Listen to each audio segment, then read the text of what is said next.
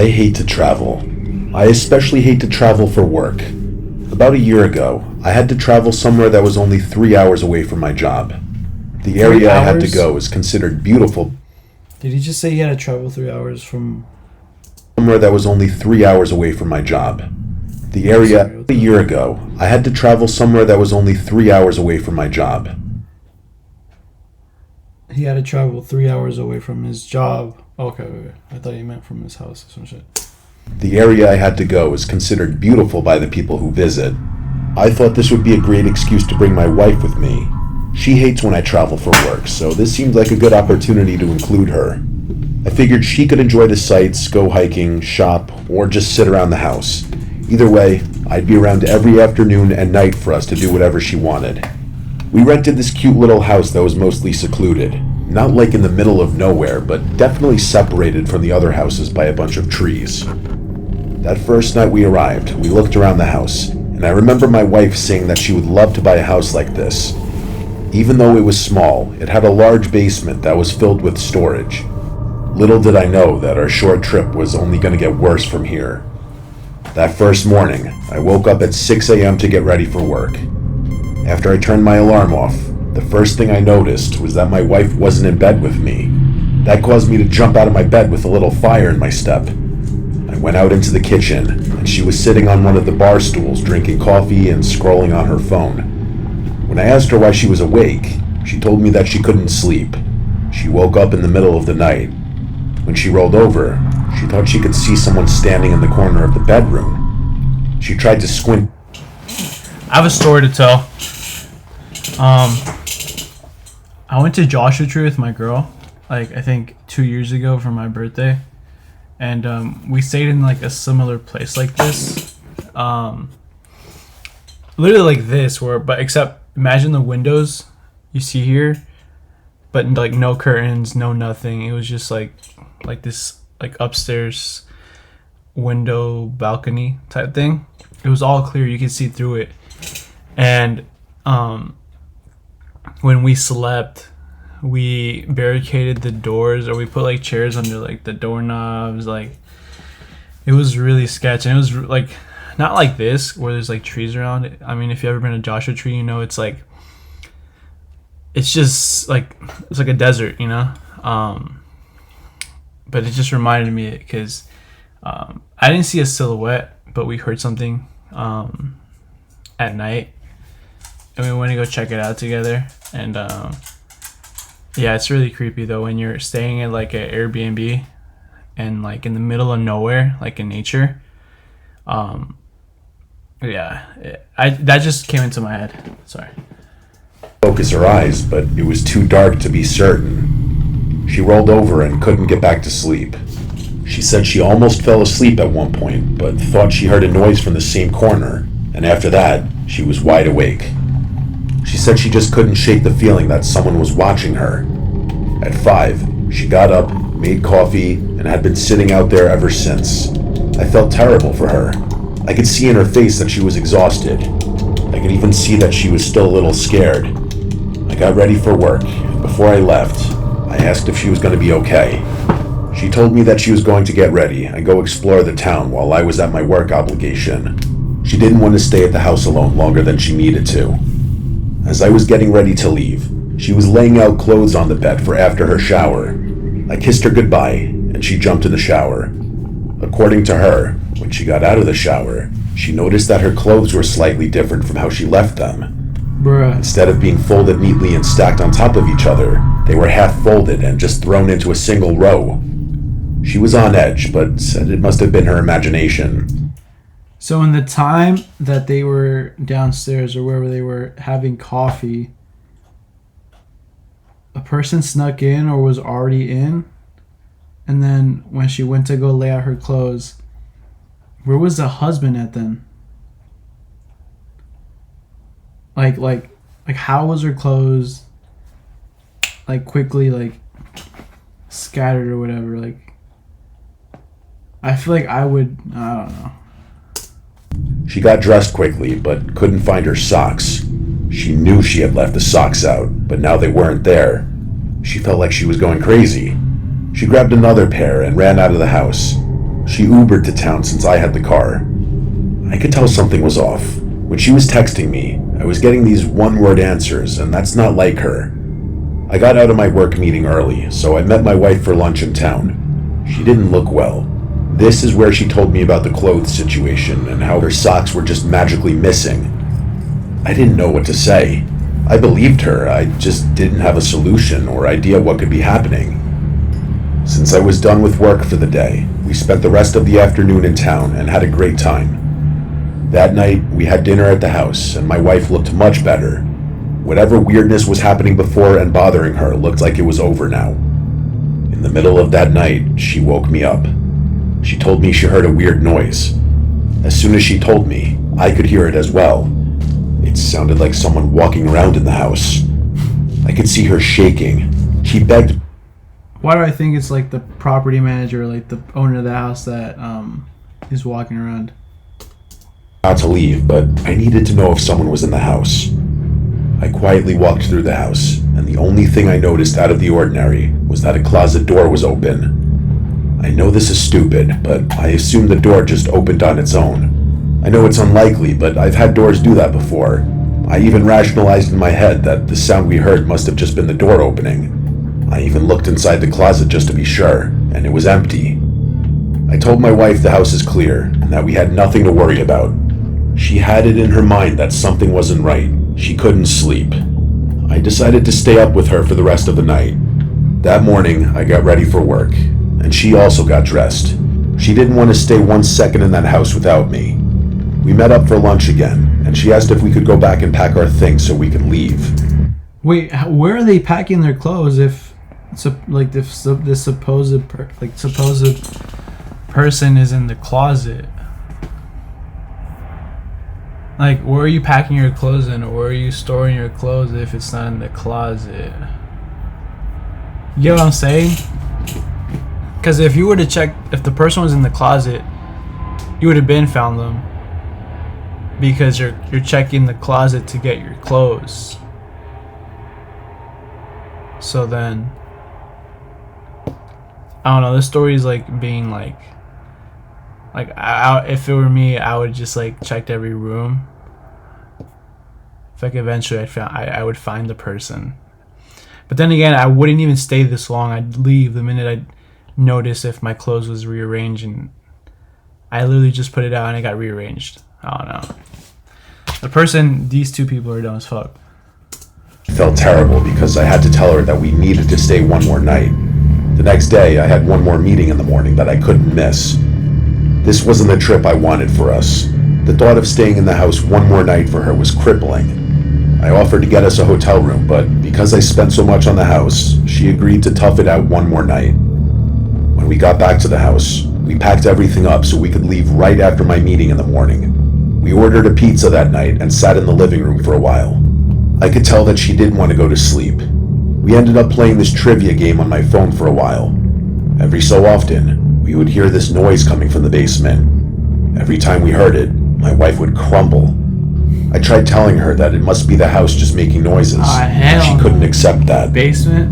While we were sitting there, I decided to go and check the basement again. She begged me not to, but I told her that I wanted to prove that the house is safe. If I heard something in the basement and it's just me and my girl, I am not going to play hero and go downstairs into the basement and figure the fuck what's going on. No, I'm getting her, packing my shit as fast as I can, and getting the fuck out of there. I'm sleeping in the car, taking my meeting in the morning, and let's call it wraps. Why are you gonna go downstairs? That she had nothing to worry about. I went down there and looked all around the room. There were boxes of storage everywhere. There was only one light, and it wasn't a good one. It gave off a dim yellow glow. Let me guess. The person is in the corner. Like, if this story is going the way I think it's going, there's gonna be a person in the corner. Just as I was about to head back upstairs, something caught my eye. I turned back around, and standing in the corner of that room was a man in a What the fuck did I say? hat. He was standing so still that I swear I thought it was a hat rack or even a mannequin. I moved a little closer, and the man blinked. I freaked out and ran upstairs. I told my wife to get to the car right away and I'll grab the bags. We had 3 bags in total. I grabbed 2 bags and threw them outside. My wife loaded the bags into the car as I ran inside to grab the final bag. I ran to the bedroom, grabbed our chargers out of the wall and the last bag. As I was running to the door, I noticed that the basement door was open and the closet was now slightly ajar. I took a deep breath and I sprinted past the closet and the basement door. I literally threw the bag in the back seat of the car and drove off. I called the rental manager and told them that someone was in the house. The woman was arguing with me, trying to tell me that I was mistaken. I don't even know if she followed up on what I said. I got so angry that I hung up the phone. Thankfully we were okay, but just because we made it out unscathed doesn't make it any less scary. This man was literally wandering around the house with us all weekend. I believe my wife without a doubt did see someone standing in the room. It was most likely that guy in that basement. What the fuck? I don't even want to think about what this guy wanted with us, besides my wife's socks. I know I could have pursued this further, but I just let it be. Having your own house to stay in while you travel is cool and everything, but I honestly think I'm going to stick to hotels for a while. They may be scary as well, but at least there, you expect to have people around. People that hopefully won't be in your room watching you sleep. That could have been so... That whole story could have been avoidable if you just, used common sense and dipped, but...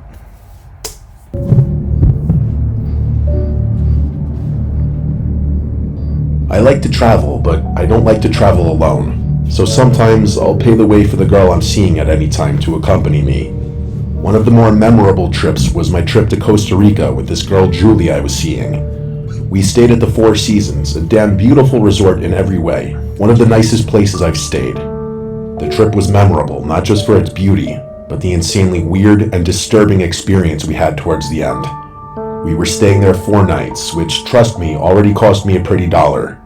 The place was not cheap, but the amenities were great. Life was honestly amazing for the first 3 days. On night 3, late at night after we ate dinner and sat on the beach watching a fire show, the pool and public area slowly started to clear out until it was just us awake. We decided to run to the room to grab the bottle of tequila we had and a few mixers and bring it to the hot tub by the pool. The hot tub was covered in just about every direction by trees and plants, minus the narrow opening to get in and out. There was also a waterfall in the hot tub that made enough noise where we could be as loud as we wanted. We had some fun drinking and whatnot in the hot tub, but it was interrupted when I noticed through the plants someone was on the other side, creeping. It wasn't a person just walking the walkway. Someone was crouching down as if they were spying on us in the hot tub.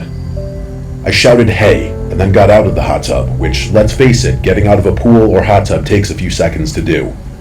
By the time I was out on the concrete and on the walkway, I saw someone hurrying away before turning the corner and disappearing. Julie was telling me to come back and leave it alone, but I ran ahead and turned that corner that the man had just turned. When I did, I saw nothing but an empty, dark trail toward the units, actually in the direction of our unit too. When I went back to the hot tub, Julie and I had a mild laugh about it, but really the vibe was dead because we didn't feel like we had privacy anymore. We got some towels and walked back to the room. So the way back from the pool section to the units, you had to walk a path that's pretty dark at night. It was right between the buildings to one side and jungle on the right. If this is how it looks, why? It's a Four Seasons. Why aren't there any lights set up, on the side of the pavement? Like, you're telling me you can spend money on a bunch of bullshit, but some simple lights it's so dumb. When we got light directly across from our unit, which was on the first floor, to the right in the jungle, we heard rustling.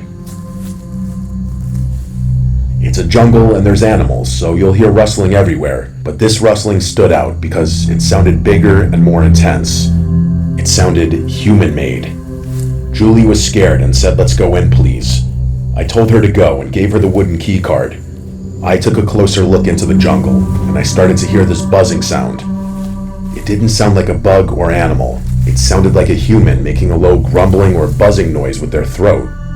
Whatever or whoever was in there scattered away deeper into the jungle, and I was left with my heart in my throat. I hurried to follow Julie inside of the room and slammed the door shut. She didn't hear the buzzing sound, but she heard the scurrying away. It felt like someone was here stalking us now. We just went to bed. They couldn't get into a locked room. The next day, while we were lounging by the beach, we told one of the workers about the weird encounter last night, just as a warning for other guests and workers about the strange behavior. We stayed there for a few hours, and during that time, a man dressed as an employee came up to us with a camera and told us to smile and pose, so we did. He took a picture, then smiled and said thank. Let me guess, that person is the one that was watching them and was the one that scurried off in the woods and all that. And he walked away. We watched, expecting him to go up to other people or couples and take more pics, but when we looked up again, the guy was completely gone. Also worth noting, every other worker at this place was Costa Rican. This dude was white, which, listen, that's not the craziest thing ever, but, this dude was whiter than us. Julie and I noted that amongst ourselves. Skipping ahead to that night, things were nice. We got dinner again, watched the sunset, explored around a little more, and relaxed. We had an early flight the next morning, so we called it pretty early. We were exhausted and fell asleep pretty easily. However, I woke up to a still dark room. It had to be early hours of the morning, maybe 12 a.m. to 1:30 a.m. I woke up facing the patio. Our suite had a patio with a big sliding door, and the patio was screened off to prevent bugs getting in. We left that door open at night to hear the sounds of the animals and the waves outside, but... That's so stupid. You want to hear the sounds of the animals and the waves? I heard something else out there. Obviously. I thought for sure it was the sound of a camera beeping as it took a picture. I was 30% sure of it, until I heard it again. It was the shutter and beep of a camera. I sat upright, and I could see a silhouette standing on the other side of the screen in the patio. Oh shit. I shouted hey again, sounding angry, but deep down terrified. All I saw of this person was their black silhouette, and I watched as their silhouette ran away into the darkness. Julie woke up, and I told her the truth of what I saw. I slammed the patio door shut, and I called the front desk. I made a very loud and anxious report of what just happened and asked them to send someone right away. An employee came 10 minutes later, and I told them everything about the stalker the night before, the man with the camera on the beach, and now this. The guy said they don't have employees walking around taking pictures, which confirmed it, that it was the same person. In fact, it might have been the same person stalking us the past 2 days. I demanded a new room because we didn't feel safe. They also said they'd check all the video surveillance from the past 2 days. We were moved to another suite closer to the front hall. We kept the patio door in this one shut, obviously. We woke up early the following morning for our flight. We had a shuttle service offered from the resort to the airport.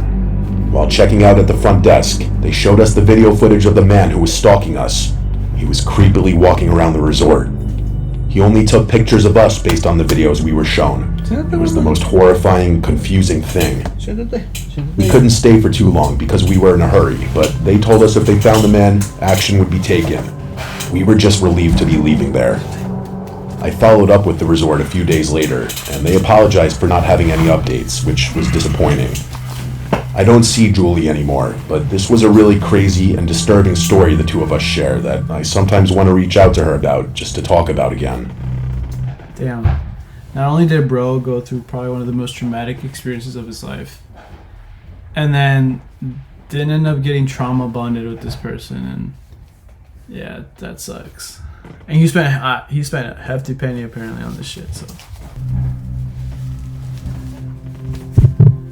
Wanna get off, mama? You okay, mama? I hate reliving this story, but I feel like it's so crazy that I need to share it.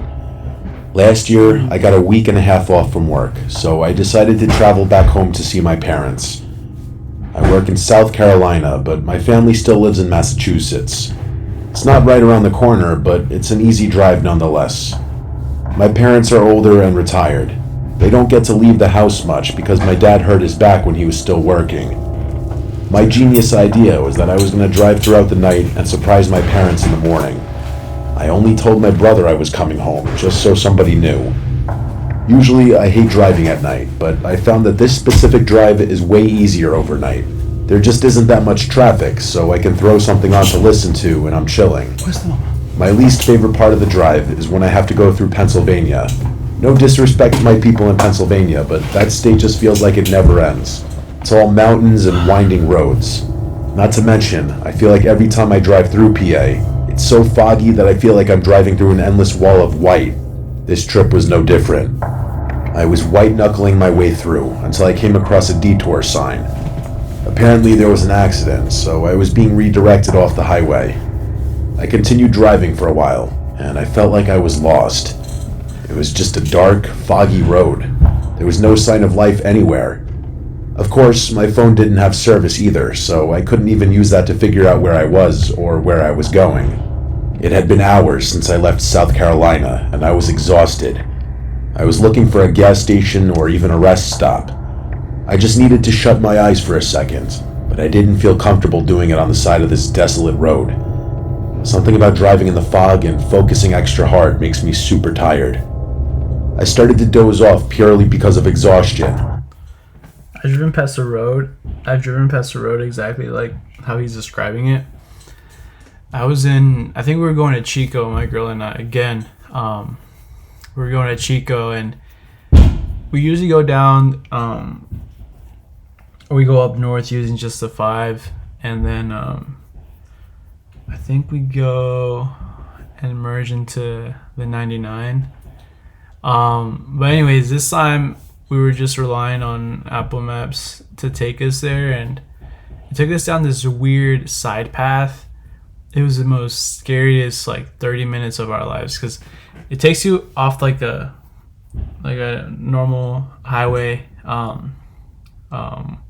with buildings and everything around, and then it takes you on the side. It just all of a sudden you just travel into a different world. It was just so rustic out of nowhere. The roads were like super narrow, only one car could fit in, and we were in a truck, and it was terrible. It was scary. There was no one around us. It was just grass everywhere. That was the one time I was like, dang, if something were to happen to us, it'd happen right now. But this reminds me of that. Fuck is my keyboard? I should have pulled over as soon as I started doing the head drop, but I thought I could hold on a little while longer. Well, I couldn't. I dozed off for a second too long, and I lost control of the car. I jerked the wheel, but it was too late. I hit the guardrail, and I just kept going. My car rolled into a ditch, and thankfully rolled back to an upright position. I was shaking. That was the most terrifying moment of my entire life. If you've ever been upside down in a car, you'll know what I'm talking about. I sat there for a few minutes trying to catch my breath. I grabbed my phone to see if I had service yet, but it wouldn't matter if I did. My screen was destroyed in the crash. While I was sitting in the car, I didn't know how bad the damage was on the outside. I tried to drive the car out of the ditch, but it was completely stuck. There was no moving it. Because of the angle of the car, I could barely get my door open. When I got out of the car, I crawled out of the ditch. I stood there in amazement, looking at the damage to the car. I wanted to crawl under a rock. I had no idea what I was going to do. A few minutes later, I was sitting next to the car, basically grieving on the inside. While I was sitting there, I saw 2 bright headlights coming through the fog. I thought about flagging them down, but ultimately, I decided to just stay quiet. The truck drove by slowly. It was 20 feet or so in front of me, and it started to reverse back toward me. When they were right next to me, they rolled down the window. It was an older couple inside the truck. The woman was in the passenger seat, and she made a comment about how I looked like I needed some help. I didn't answer right away. They seemed very nice, but this was the first car I'd seen on this road, and it was also the middle of the night in nowhere, Pennsylvania. Nice or not, I was a little uneasy about this. I also don't want to be that guy, but they didn't physically look like the most inviting people. She asked me again if I needed help, and I just nodded. The large man got out of the vehicle and grabbed a chain from the bed of the truck. While he was doing that, the woman got out of the truck and kept inching closer to me. She smelled horrible. The way she was inching toward me was making me move closer to the truck. It was like she was bullying me to move closer. She was talking about the land, and then she started on a government rant. I just kept nodding and agreeing with her. I I just wanted to I see think these so. people pull my car out of the ditch. She was literally I have bumping no into idea if me you're while she was familiar with ranting. Mr. Nightmare. Eventually, I was standing right outside the back of their truck. Real. She had basically forced me back there. No idea if She stopped ranting and then that's smiled. true or not. But She told me that she wanted to show me something really cool in the bed of the truck. some of them don't even sound real. Some of them sound really predictable or off of like movies, and they just change it up a bit. But I like to think they're real, just to spook me. I told her that it was okay, and I just wanted to watch him pull my car out and make sure he didn't need any help. Every time I tried to step away, she would cut me off. She just kept telling me that I really needed to look in the back of the truck. Then I noticed the man with the chain coming from the other side of the truck. Before I knew it, both of them were moving closer in on me. I turned around and noticed a tarp in the back of the truck. This dude was traveling through Pennsylvania. He was really sleepy. It was really foggy out. It was the middle of the night. He dozed off, landed in a ditch. His car rolled over like multiple times, and then a couple found him, and now they're taking him and driving away. That's basically it. Like the chains and stuff, they just loaded up his car, I'm assuming, chained it up to the couple's car, and now they're driving away. Something was clearly underneath it, but I didn't want to find out what it was. When I had my back turned, looking at the tarp, the woman yelled the name Paul. A third person emerged from underneath the tarp holding a knife. He was a younger man, and he attempted to grab me with his other hand. I still don't know how, but I was able to dodge him by basically falling back to the ground. While I was on the ground, the woman started to yell frantically, screaming at the other two men. I got up and I started to run as fast as I could. I ran into the woods instead of staying on the road. I didn't want to take the chance of these insane locals chasing me down with a rifle or something like that. The younger guy chased me into the woods, but thankfully I was able to outrun him. I hid in the forest for a while. Since I didn't have a phone, I have no idea how long I was actually hiding. How do you not have a phone? It felt like hours, but I'm sure it wasn't that long. I thought I heard footsteps the entire time I was hiding. It was probably just the normal sounds of the forest at night, but I didn't want to risk it. Just when I was getting ready to head back to the road, I heard the voice of the old woman. She kept calling for me, referring to me as Sonny Boy. She wasn't right next to me, but she was close enough that I could hear her. Close enough that if I moved, she would hear it. She was shouting in the woods that everything was okay and that I could come out. She said that they got my car out of the ditch and that they didn't want to scare me. I may be a fool, but I didn't fall for this. I held my breath and hoped that she would walk in the other direction. A while longer had passed, and I hadn't heard anything for a while. I snuck out of the woods and my car was still in the ditch. Clearly she was lying. All of my doors were open and my bag was torn apart. I tried to take an inventory of all my stuff, but most of it was gone. It also looked like they used the knife to cut my seats up. Their truck was gone, but I didn't want to stay with my car. I had a feeling they would be back if I stayed. I walked for a long time until I eventually made it to a 24-hour gas station. I went inside and tried explaining to the cashier what happened. I was a mess. The cashier wouldn't let me use the phone, but he did call the police. When they showed up, they called my parents. It took a few hours, but my brother finally showed up to pick me up. Unfortunately, the police were almost no help. I was happy to be driving with my brother in the middle of the day. I can't even imagine what the intentions of those backwoods freaks were. I don't think they just wanted to rob me. I felt like whatever they wanted, it was worse. My parents were surprised when I got home, but obviously not for the right reasons. That was the last time I've driven anywhere far at night alone, and it will most likely be the last time I ever do that drive again. My thing is, how do you not have a phone on you? Like,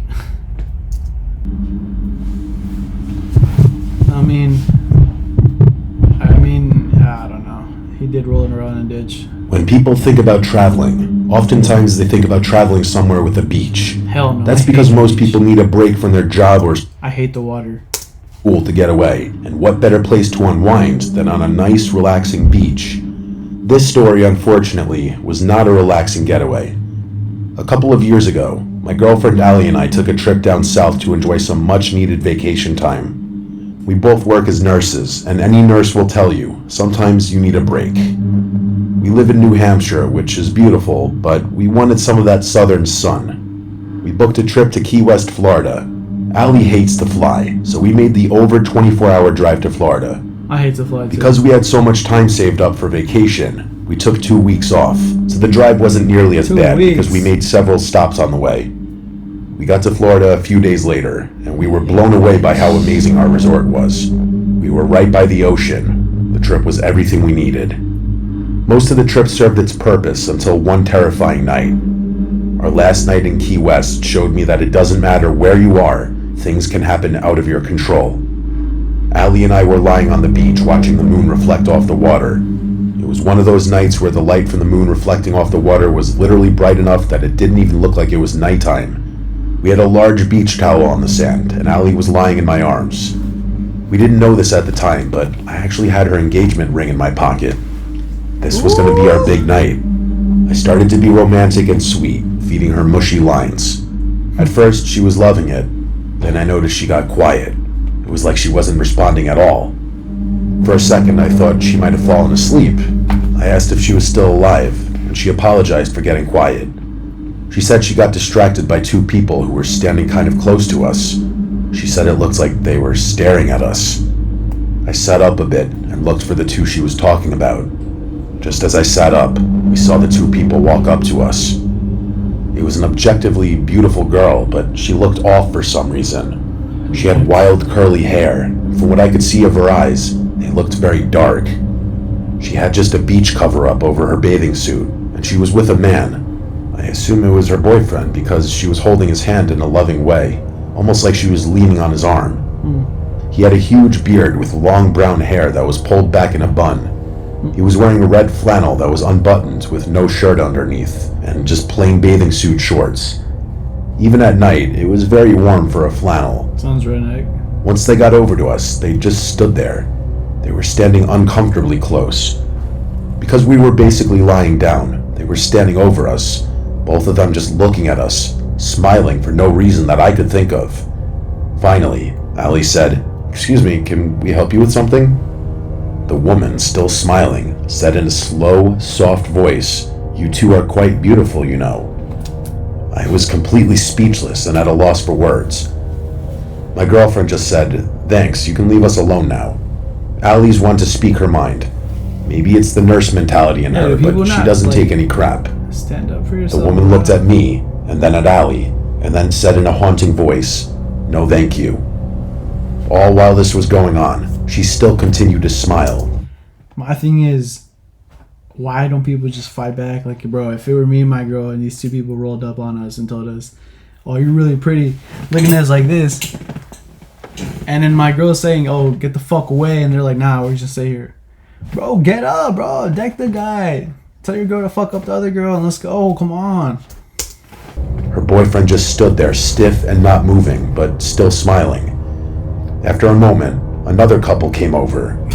It was late in the night, so there weren't very many people around. I thought they may have been coming over to help us. I'm sure our body language wasn't exactly welcoming. I couldn't have been more wrong. The couple came over, and again were standing right over us. Just like the other 2 people, both of them were smiling. This woman also had a cover-up on, but was sporting some pigtails that were not even close to symmetrical. Her boyfriend had really curly, shaggy-looking hair. The woman from before looked up at them and said, "Look, a new couple." I didn't know if I was being pranked by the locals or if this was real life. I know they weren't doing anything particularly threatening at this point, but my alarm bells were screaming. Nobody stands this close to complete strangers unless they're up to something. The unsettling smiles and stoic posture just didn't have a good vibe. I was pretty unsettled, and these 4 people just kept inching closer and closer to Allie and I. They had gotten so close that the one girl's foot was touching my leg. I could tell Allie had hit her breaking point. I was trying to think of something to do. I finally stood and stepped up to one of the guys and said, "Take one more step." I thought maybe if I stepped up to them, they would back off. Now you got 2 dudes on you. I'm a bigger guy, but I'm not very intimidating. Allie always called me a lovable teddy bear, not exactly someone who inspires fear. All 4 of these beach lunatics laughed. I was angry and annoyed, but I almost felt comforted by the laugh. I was thinking maybe the laugh was confirmation of this being a joke. Once again, I was wrong. While the others continued to laugh, one of the guys lunged at me. I had no time at all to defend myself. Both men started to beat me up, and I couldn't do anything. I was lying in the sand, just hoping the ring didn't fall out of my pocket. While this was happening, I could hear Allie screaming, and both girls just sat there and laughed. She tried to intervene, but the second girl pushed her down. The two guys then picked me up and slammed me down in the sand next to Allie, and with the blink of an eye, all their smiles turned into faces of anger. One of the men started to fumble his way through an inside pocket of the red flannel. Even though I didn't see it, I knew he was looking for a pocket knife or some other kind of weapon. Bro, you're in Florida. Like, why did you wait until another couple came to finally step up, bro?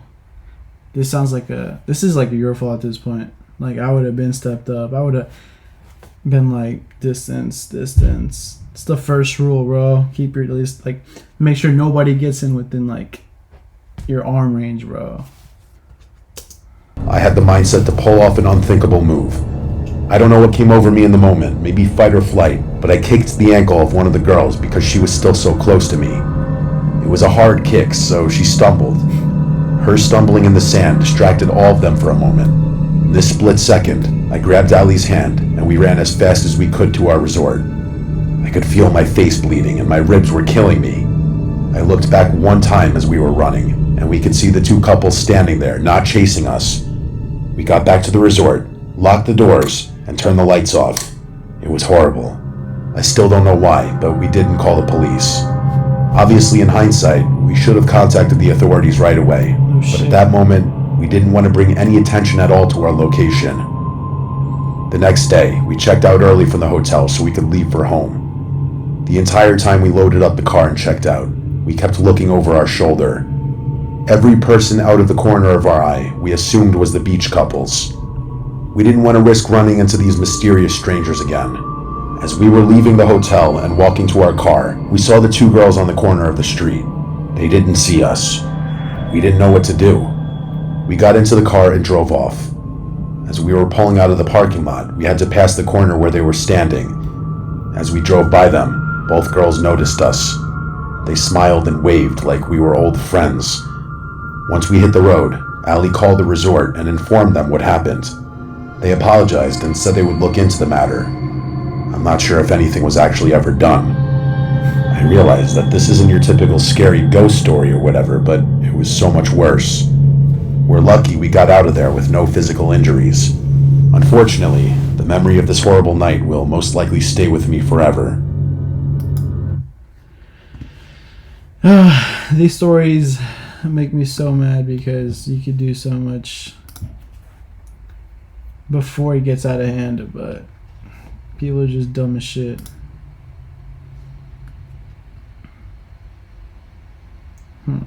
Members only, foreign country, on the job. Wait, why is it different? Pets that helped catch their owners' killers.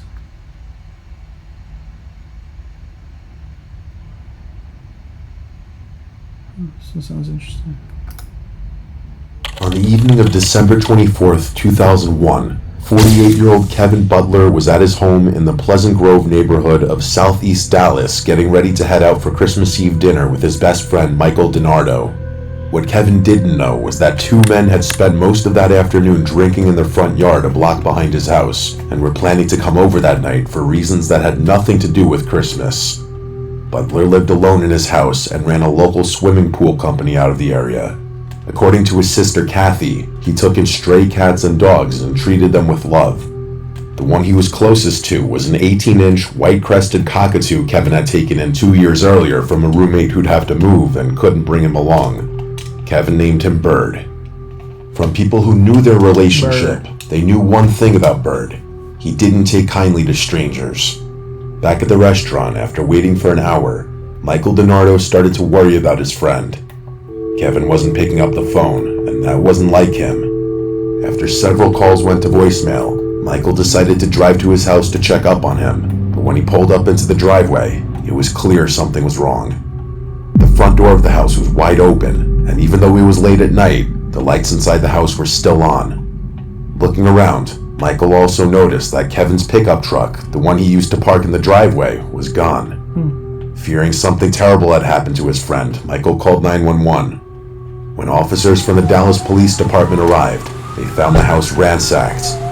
Items were scattered across the floor. Is this real footage? Or is this like a reenactment thingy? Looks pretty cool. Drawers were pulled out, and furniture was overturned. Everything in that house felt like a fight had taken place. That feeling would be confirmed the moment they entered the living room. Kevin Butler lay in the middle of the floor with his arms and legs bound with electrical cord. Damn. His shirt was soaked through with blood as multiple stab wounds marked his chest and abdomen. Fuck. There were bruises across his upper body from a beating, and his throat had been slashed. Fuck. Whoever had done this hadn't been in a hurry. They had taken their time. But what the officers found next was even more bizarre. This is real footage? It's kind of fucking morbid, bro. Looking through the rest of the house, officers walked into the kitchen where they found Bird lying on the floor near the back wall. He was missing a leg, his wings were broken, and there was a small pool of blood underneath. I hate people who hurt animals. It's almost the same as like a man hurting a woman, because a poor not really, but like an animal is like defenseless, man. Like especially like a bird or a dog. Like I will always hate people who hurt animals on purpose and find it like funny or whatever. Like the bird had like, what's the bird gonna do, bro? Like I don't get it. A later forensic examination would confirm that he had been killed by a stab wound to the back. But there was one thing about the scene that caught the officers' attention, even in all of this. The cockatoo's beak and claws were covered in blood. Police took both bodies to the Dallas County Medical Examiner's office and examined the rest of the house. In the living room, on a light switch a few feet from where the attack had taken place, they found another smear of blood.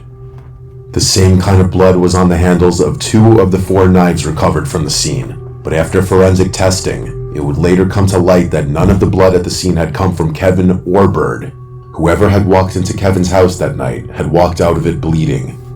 By now, police had DNA from 4 separate locations inside the house, but they had no name to match it to yet. The lead investigator, Detective Brent Malden, began working through Butler's co-workers, neighbors, and anyone who had a reason to have been around that house. And it didn't take long for a name to surface. Several people Butler worked with told police about a former employee he'd recently fired and had a public falling out with.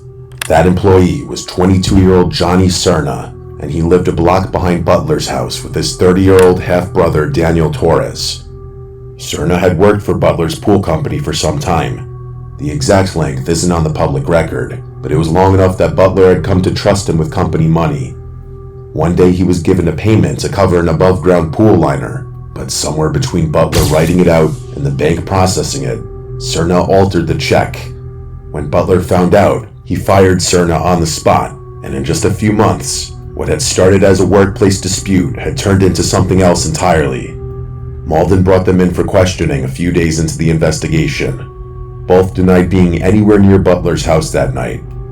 For now, he had nothing to hold them on. But before sending them home, Malden took their... I don't understand people who, do dumb shit, right? Get caught and then, get mad that they got caught for doing dumb shit. swabs. If they bled inside Butler's house, the lab would confirm it. On paper, Cerna was the obvious lead. He was a fired employee with a fresh grudge against Butler, living less than 100 yards from the house where Butler had been killed.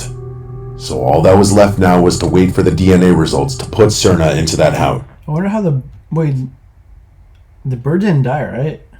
I'm pretty sure the bird is like the animal that helps solve the mystery, right? But this would prove to be more difficult. DNA testing in 2002 was still relatively new in everyday casework, and the Dallas County Crime Lab was running months behind on its caseload. When the results finally came back in July of 2002, it had been 7 months, and they weren't what Malden had expected. The blood on the light switch, the 2 knife handles, bird's beak, and the fingerprints lifted from inside the house. None of it belonged to Cerna. All of it traced back to his 30-year-old half-brother, Daniel Torres. Faced with the DNA evidence, Torres still denied being anywhere near it's a reenactment. Okay. Butler's house that night. He waived his Miranda rights and signed a written statement saying he had no idea how his blood had gotten inside, but Malden didn't believe his story. A few days later, Torres signed a second statement, this time admitting he had been inside Butler's house on Christmas Eve, but he hadn't touched him. In his version of events, he and Cerna had been drinking in their front yard when Butler drove by and flipped them off. Cerna had said he wanted Butler to pay. Sometime later, Torres noticed Cerna had left, so he walked over to Butler's house to check on his half-brother. By the time he got there, Cerna already had Butler on the floor and was stomping on him with a knife. Torres claimed he tried to wrestle the knife away and cut his hand doing it, so he panicked, grabbed Butler's truck keys, and took off. According to him, Butler was tied up on the floor and still alive when he left. He also said that during the struggle, the bird had come at him off the porch and pecked at him, in his own words, all over my head, and that he'd grabbed a fork and stabbed at it to make it stop. No. It explained everything in the kitchen, the injuries the bird suffered, and the trail of feathers running across the house. Okay, at least he didn't. Confronted with his half-brother's evidence, Cerna eventually broke as well. He told Malden that Daniel had been the one to slash Kevin's throat, while he had searched the rest of the house for valuables. Between the two of them, they walked out with around $1,200. Both were charged with capital murder. In February of 2003, Daniel Torres stood trial in the 292nd Judicial District Court of Dallas County in front of Judge Henry M. Wade Jr. The state's case rested on the DNA found from the different locations in the house. Torres was convicted of capital murder and sentenced to life in prison. Johnny Cerna was tried later that same year and given the same sentence. In his closing argument at Daniel Torres' trial, prosecutor George West had told the jury that Kevin's family had already known. Quote, "This bird spoke. He spoke to us. We know this bird will attack anybody who's attacking his owner. And who did he attack? Daniel Torres. Bird had given his life defending his owner and friend that night. He died. Before he died, he'd left a mark that would eventually put his killer in handcuffs." Damn. That made me sad. In September of 2018, the quiet streets of South Wilkes-Barre, Pennsylvania became the scene of one of the most brutal murders in the city's recent history. But the first sign that something was wrong wasn't a 911 call or a frantic witness. It was a single panicked golden retriever running loose on Cary Avenue at 3 in the morning with nobody chasing him and nowhere left to go. Shortly after, residents in the area began calling in reports of a stray golden retriever wandering the streets. Police Sergeant Joseph Ziegler was dispatched to the location and found the animal unharmed at the nearby Turkey Hill mini-mart that he'd wandered into. Oh shit. The officer was in luck. The dog was wearing a collar, which helped identify its name, Joe. The collar also carried his owner's phone number and address. Figuring this would be a simple find and return case, Officer Ziegler called the owner, but nobody picked up. The same silence would follow after the second and third call. When none of his calls got through, the officer had no choice but to drive the dog to his 14 Donald Court address, roughly half a mile from the store. It was nearing 4 a.m., and the owner was likely asleep. But when the officer reached the address, something clearly wasn't right. The door to the house was unlocked, and the lights were on inside. Maybe the owner had gone out looking for the dog after Joe got out and lost his way. So Ziegler tried the doorbell a few times, hoping somebody would eventually come around to the front door. But nobody responded. That's when he realized this was no longer a routine call and asked for backup. Within minutes, the quiet neighborhood became unrecognizable. Flashing police cruisers lined the street with yellow tape stretched across the lawn. Once the officers got inside the house, it was clear something terrible had happened. The first floor was a complete mess. There was blood everywhere. The kitchen floor was littered with items, and the patio and garage doors were wide open. But it wasn't until they got to the second floor that the cops realized what they were dealing with. As they approached the master bedroom, they saw a man face down on the floor near the nightstand. His shirt was soaked with blood. The sight alone was bad enough, but the smell was worse. The gash in his lower back, along with the 8.5-inch knife lying just feet away, made it clear how he'd died. Everything in the room was either scattered or overturned, which told the police he hadn't gone down without a fight. But while searching, officers found something far more chilling. A red gas can sitting near the victim's body. The man was identified as 58-year-old Fred Boot. The patrolman who found him, James Fisher, had known him personally for years. Shit. Boot was a well-loved member of the Wilkes-Barre community and a father to 4 grown children. His wife, Erin. I'm gonna make a prediction right now. It's one of the kids. I mean, the doors were left wide open. The garage was wide open. Who else would have access to all that? Family member. I think it's one of the kids. Had passed away 3 years earlier in 2015, but rather than let her memory fade with time, Fred kept it alive by setting up a scholarship in her name. Oh. His obituary would read how welcoming he was and how much he loved his dogs, Mia and Joe. In the end, it was Joe who led the cops to that house. Now it was up to them to bring Fred's killer to justice. Their first lead came from Brian, Fred's son. Told you. Brian had been trying to reach his father, but like Officer Ziegler, he'd called him repeatedly until the silence became impossible to ignore. That's when he pinged his father's phone and discovered it wasn't at Donald Court. It was a few blocks away on Willow Street. The phone was one of only 2 things taken from Fred's house that night. The other was a $20 bill. Neither of them gave investigators much to work with, but all of that would change in the next 12 hours. At roughly 1 p.m., locals reported a fire in the basement of a nearby apartment building on Maffett Street. When firefighters arrived, they found a pile of clothing and shoes burning in the shared basement of the building with a layer of tar paper draped over the top. The fire had been set deliberately. Believing it might be connected to the murder from earlier that morning, they contacted the police.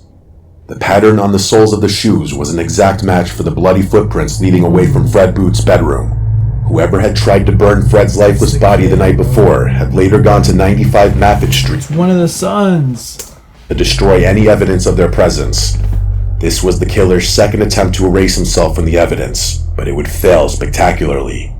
Earlier, before the fire was reported, a surveillance camera had recorded a man walking into Geisinger's South Wilkes-Barre Hospital.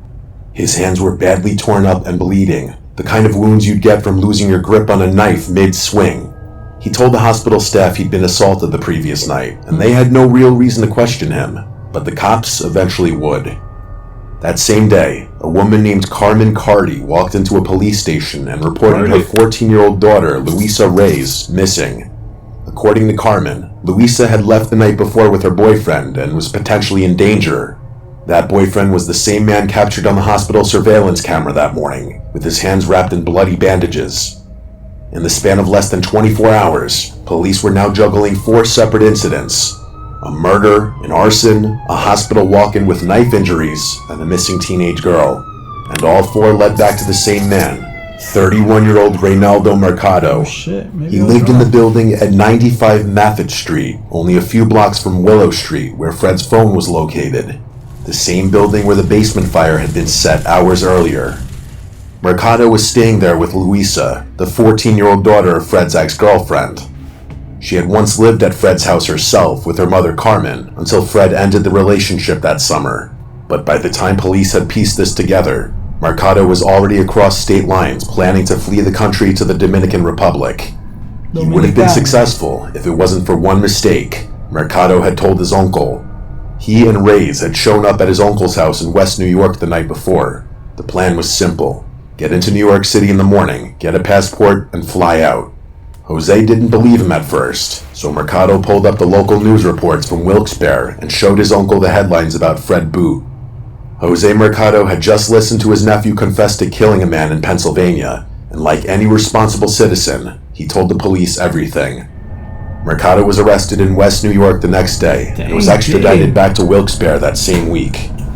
2 years later, a Luzerne County jury convicted him on every count: first-degree murder, arson, robbery, and abuse of a corpse. He was sentenced to life in prison. Louisa Reyes was tried as an adult despite being 14. She took a plea deal and was given 40 years. After the verdict, the Boot family released a short, heartfelt statement Fred would have been proud of. As for Joe, the dog who set the entire investigation into motion, he went home with Brian, Fred's son. The scholarship Fred had set up in Aaron's name now also carries his. The Fred and Aaron Boot Scholarship for the Arts. I was way off. Hey, but... On the morning of December 30th, 2018, a police officer from the Virreyes Oeste police station stood guard outside a crime scene in the Presidente Perón neighborhood of San Bernardo, Argentina. What he didn't know was that someone else was still in the victim's house. While waiting for the forensics team, he heard a woman scream from inside, which was strange, because the only person in there was already dead. When he went to check, nothing had changed. The body was right where he'd left it. Then the scream came again, and this time, he traced it to a green parrot in a cage by the wall, shrieking the same words at full volume. "Oh, please let me go. Oh no."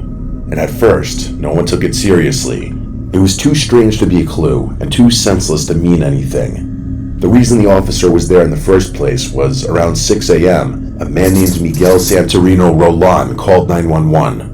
Roland, who went by Mambo, told officers he'd come home from his overnight shift at the Virreyes Rugby Club, about 100 meters away, and found a woman dead in her room. When officers arrived at the house, they found the wooden loft in complete disarray. There were mattresses on the floor, items scattered around the room, and in the middle of it was the body of a woman lying face up, without clothes, and with bruises across her face and body, suggesting brutal physical violence. As officers walked through the scene, Roland wrapped both hands around his own throat and suggested that she had probably been strangled.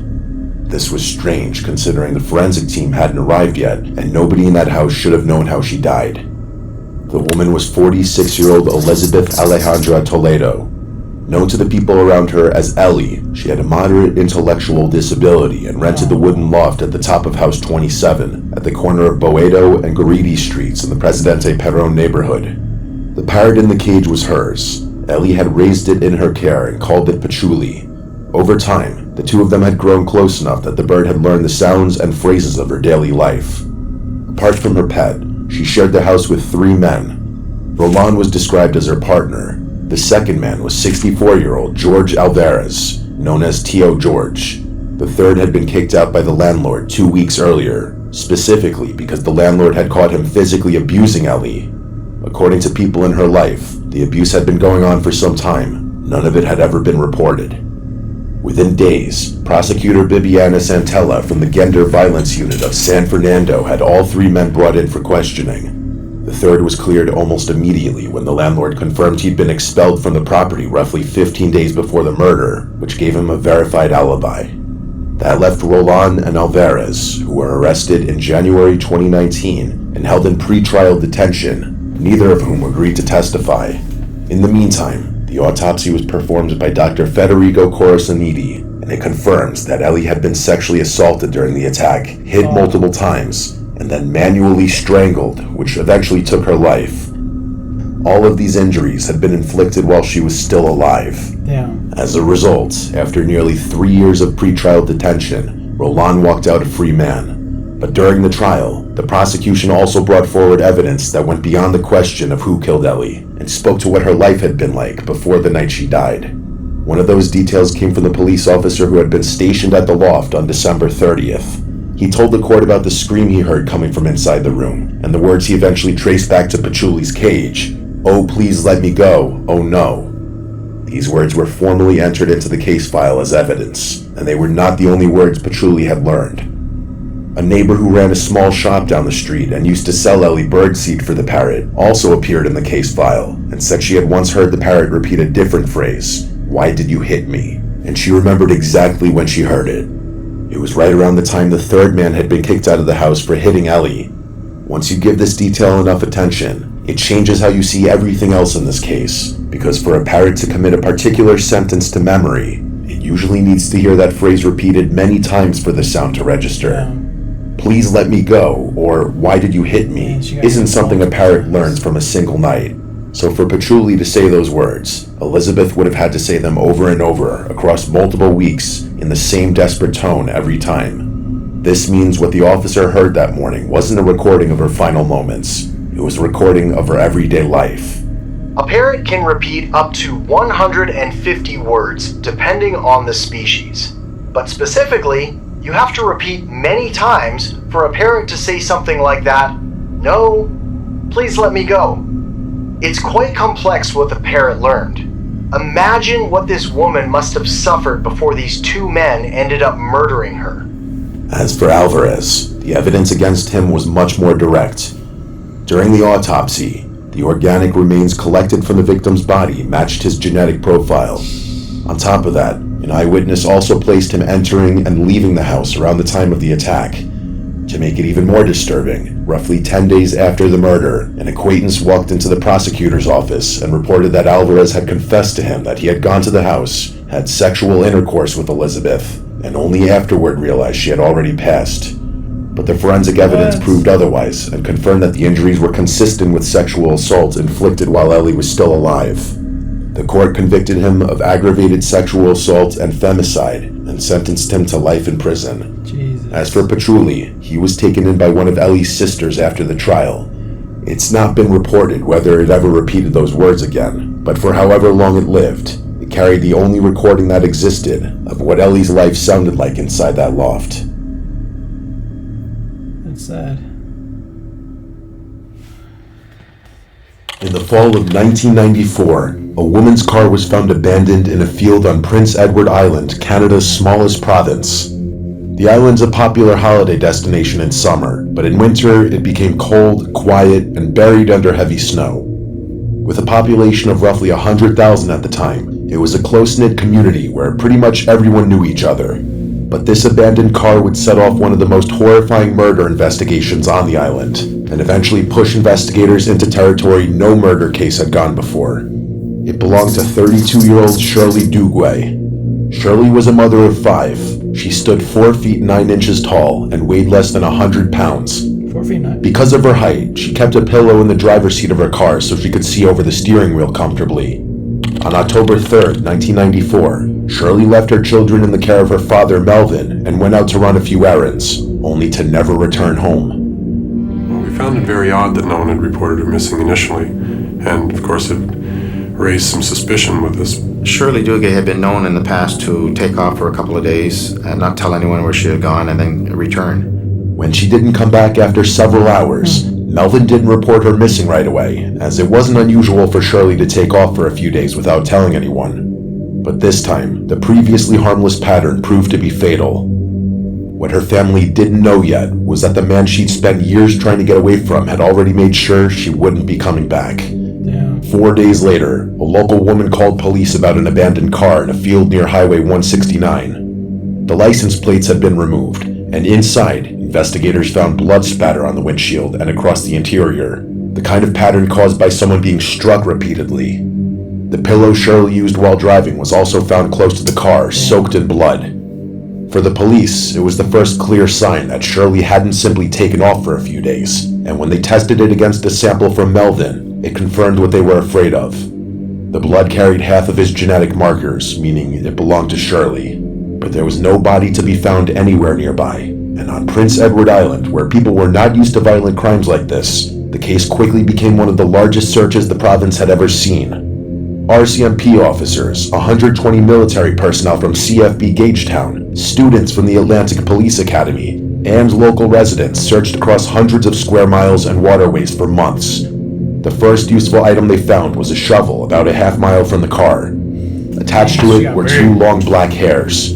When compared with hair from Shirley's hairbrush, the hairs were microscopically similar, enough to make investigators believe the shovel had likely been used after the attack.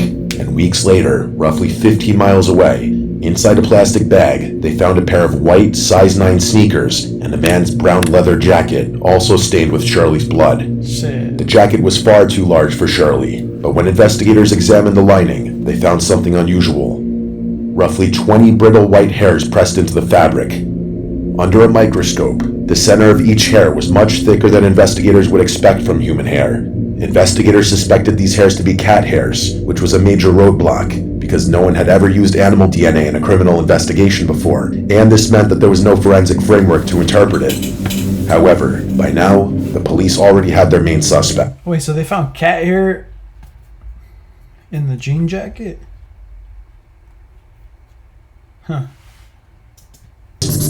Shirley had been in a relationship with a man named Douglas Beamish for roughly 15 years, and these 15 years were traumatic for Shirley, to say the least.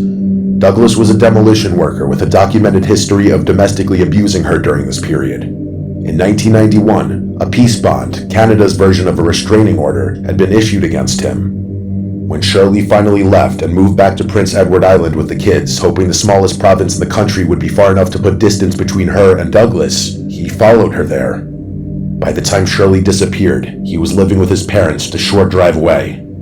In cases like this, an abusive former partner would naturally be one of the first people the police looked at. But in this case, Douglas's history with Shirley wasn't the only reason for them to be suspicious of him. In the summer of 1992, during one of their earlier separations, he had written her a letter threatening to kill her before he'd allow her to get custody of their children. But when the investigators visited his parents' house to question Douglas, he denied everything. He claimed he hadn't seen Shirley for almost a week before she disappeared, and said their last conversation had been pleasant. He also denied owning the brown leather jacket, and even though the sneakers found in the bag were size 9, the same size he wore, he insisted they weren't his. At that point, Obviously, investigators had no direct way to prove otherwise. But during that visit, Constable Roger Savoy noticed something that stayed with him. The cat. Douglas's parents had a pure white cat named Snowball, and at some point during the interview, the cat rubbed against Savoy's leg, leaving fine white hairs on his trousers. Aw, damn. They looked almost identical to the brittle white hairs found inside the blood-stained jacket, so if those hairs had really come from Snowball, then the jacket Douglas denied owning could be linked to the household where he was living, but proving that was another problem entirely. Done. If we could prove that it was this particular cat's hair, then we would be able to say, well, this belonged to Mr. Beamish, the jacket. And the job was to find someone that could do this type of testing. Savoy began calling DNA labs across Canada and the United States, asking if anyone could test cat hair and match it back to a specific cat. Eventually, the investigators found Dr. Stephen O'Brien at the National Cancer Institute in Maryland, a geneticist who'd spent decades studying hereditary illness in cats. O'Brien's team adapted feline DNA profiling for the case, using genetic markers to compare the hair from the jacket with Snowball's blood. It was a technique that had never been attempted in a criminal investigation before. But even then, the evidence almost disappeared before it could matter. Of the roughly 20 cat hairs recovered from the jacket lining, only one had a root with enough DNA to test, which meant the entire theory came down to a single hair. The DNA from that root matched Snowball's blood at every marker tested. Now that sounds like the end of the question, but later during the trial, it could very likely open a new one. Prince Edward Island is geographically isolated, so if the island's cat population was heavily inbred, it was possible that many cats could share a similar genetic profile. In that case, the match would be completely meaningless. To address that, O'Brien's team tested blood from 20 random cats across the island. You need to know that some other cat on Prince Edward Island couldn't have contributed that. Wait, I don't get this. If it's not Snowball, how can it be another cat? Here, what if 25% of the cats on Prince Edward Island had the same DNA profile, or 10%, or even 1 in 100 cats? The results showed that But if they are linked, how does that link back to the dude that killed her? probability that the hair came from any cat other than Snowball was roughly 1 in 45 million. But even with this tying the jacket to Douglas with almost certainty, in order to arrest him, the police needed a crime. They still had no evidence that could tell them where Shirley was or prove what exactly happened to her after she disappeared. That changed several months later, when a trout fisherman walking along the Enmore River noticed a pile of brush on the riverbank that didn't look natural. Underneath it was a shallow hole only a few feet wide and unusually short for a regular grave. But for someone who stood only 4 feet 9 inches tall, it was enough. Damn. Inside, investigators found Shirley Duguay. The condition of her remains confirmed that the blood in the car had only been the beginning of the attack. Her nose had been broken, her jaw had been fractured in 3 places, and one of her front teeth had been knocked out with enough force that it was later found embedded in her lung. Her hands had also been tied behind her back. Wait, the one tooth that was knocked out with so much force that it was embedded in her lungs. What does that mean?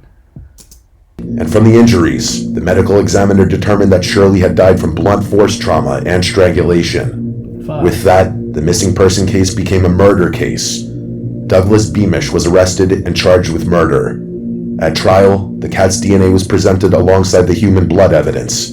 On September 19th, 1996, he was convicted of second-degree murder and sentenced to life in prison, with the possibility of parole in 18 years. It became the first murder conviction in the world based on animal DNA. Huh. That was strange.